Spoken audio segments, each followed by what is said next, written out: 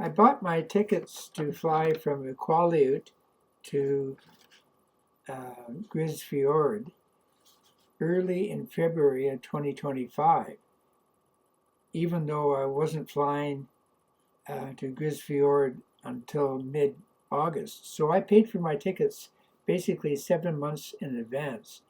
And for doing that, I was able to get a really good seat sale on Canadian North. The only thing is that when you get that really good sale price, it's non-refundable. So what I did was, to protect myself of cancellations or getting sick or whatever, I got the British Columbia Automobile Association travel insurance, and I insured myself for up to $10,000, and that cost $809.30. So basically, I was paying about 8% to be fully insured in case I lost out on my non-refundable flights. So the cost that I paid to fly from Fiord to Grise Fiord one way, including all the taxes, was $2,076.23.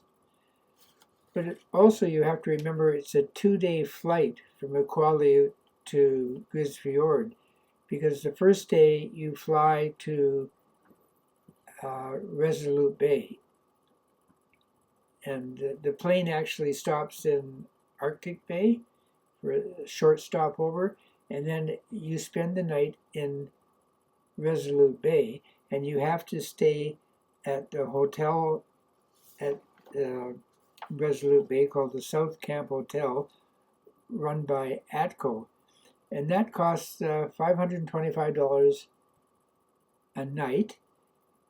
But actually, it's not as bad as it seems, because that includes 3 meals a day, plus all sorts of food that you can eat all day long if you want. And if you spend too much time in Resolute Bay, you're definitely going to put on weight. But my plane was supposed to leave from Resolute Bay to Grise Fiord on August the 14th, but it was canceled that day. It was also canceled on the 15th because of weather, and I didn't arrive into Grise Fiord until August the 16th.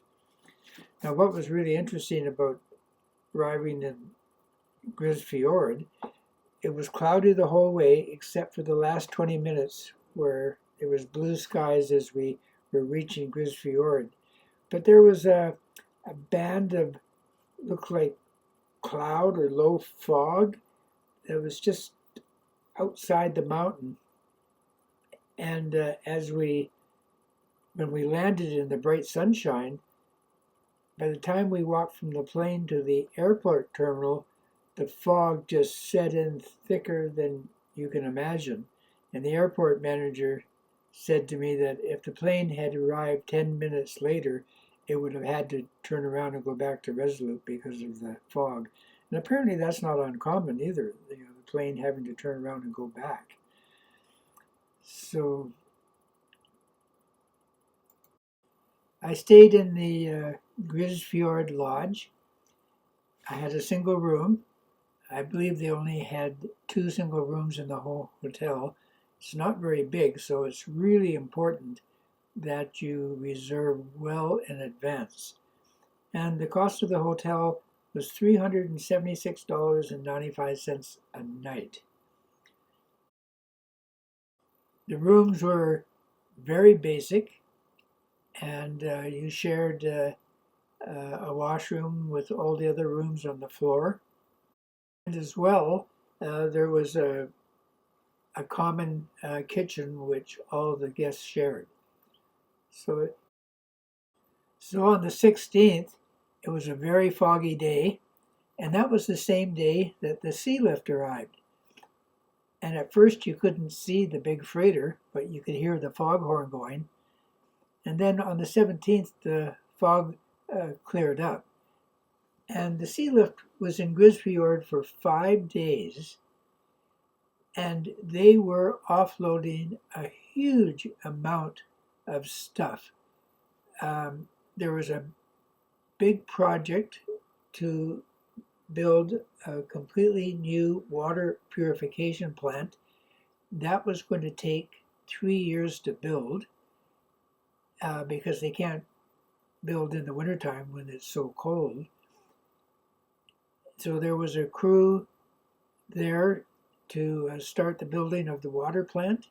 And then there was also another large crew that was going to set up a camp for all the workers. And this camp would be totally independent of the town, of the hamlet of Grise Fiord.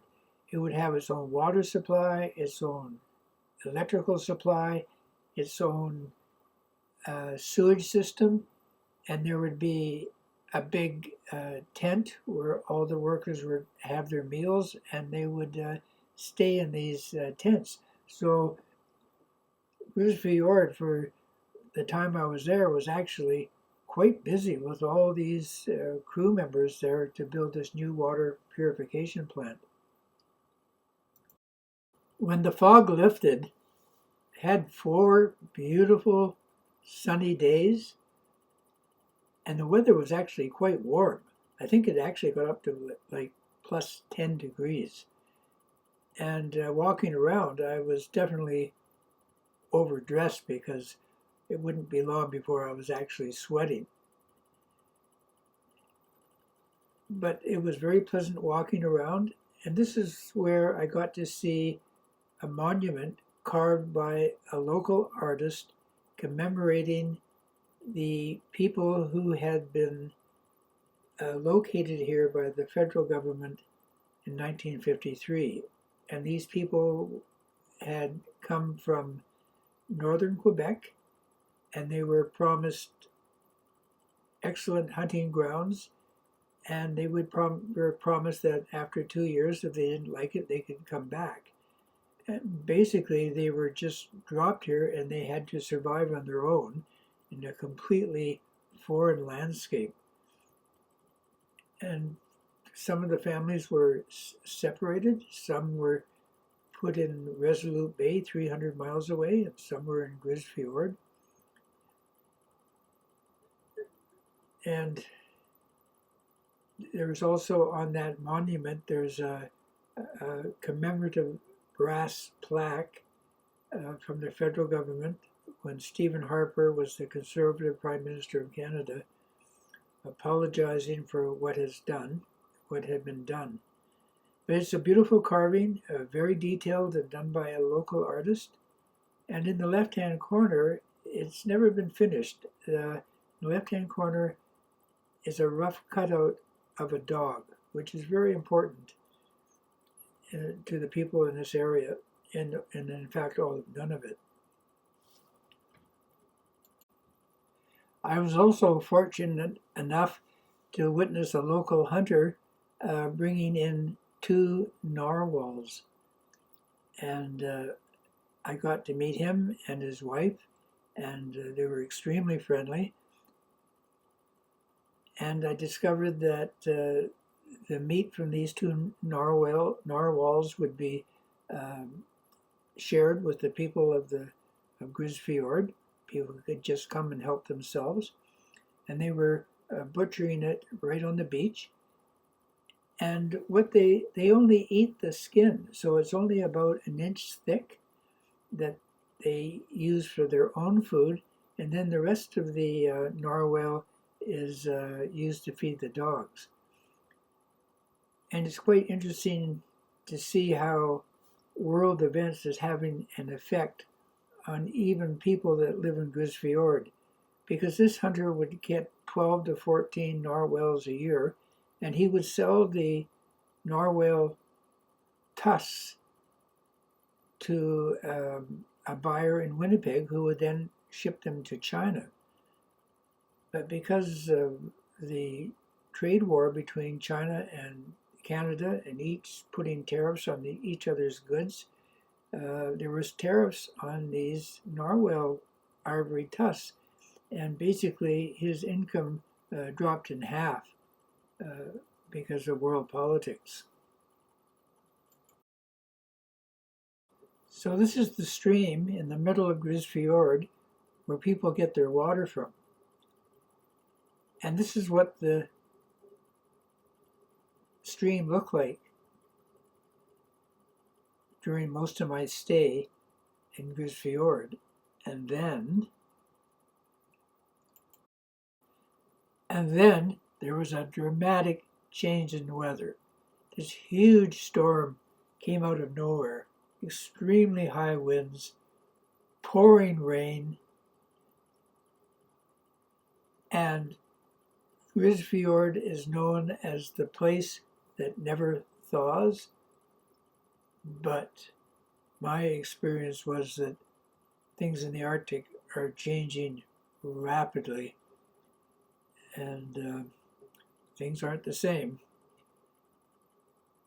And this storm brought in ice, and the ice came into the beach, and so there was no boat access to Grise Fiord, and it created quite a problem because there was a freighter coming in to supply fuel to the hamlet for the winter.